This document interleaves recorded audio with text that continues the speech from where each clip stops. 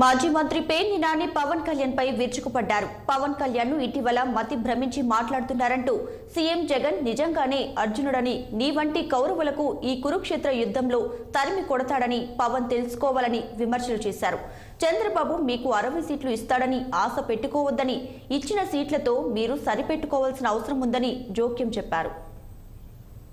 బంధుత్వాల గురించి, బంధాల గురించి ఇంత పచ్చి స్వార్థంగా మీరు రాజకీయాల కోసం అన్నగారు ఎక్కడున్నాడు, అన్నగారు ఏం చేస్తున్నాడు, అన్నకి అవమానం కదా, చిరంజీవి గారికి నేను మాట్లాడే భాష, నేను వేసే గంతులు చిరంజీవి గారికి తలదించుకునే పరిస్థితి కదా అని చెప్పని ఆలోచన లేనటువంటి మీరు బంధాల గురించి, బంధుత్వాల గురించి మాట్లాడుతున్నారు. ఇక షర్మిలమ్మ గారి గురించి చెప్తున్నారు. ఎవరి షర్మిలమ్మ గారు?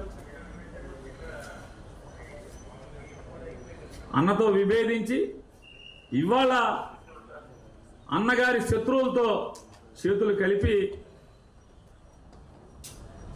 10 ఏళ్ల క్రితమేమో మా కుటుంబాన్ని చిన్నాభిన్నం చేస్తున్నారు.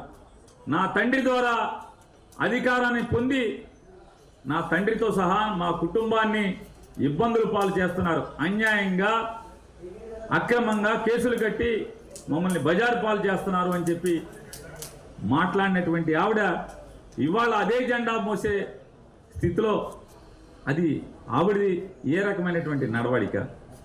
జెండా మోయటమే కాకుండా ఇవాళ బజారుకి ఎక్కి సొంత అన్నని ఏ రకంగా మాట్లాడుతుందో ఆవిడ. మరి మాట్లాడినప్పుడు, యుద్ధంలోకి వచ్చిన తర్వాత అన్నని దూషిస్తున్నప్పుడు అన్న సైన్యం ఏం చేస్తారు?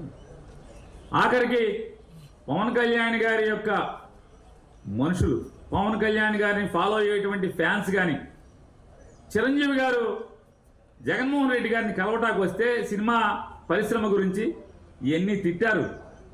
మీరు చెప్పేటువంటి మీ జనసైన్యమా, జనసైకులు ఏంటిది? అది జనసైకుల, జనసైన్యమా? వాళ్ళు ఎవరు? ఎన్ని చిరంజీవిని దూషించారు?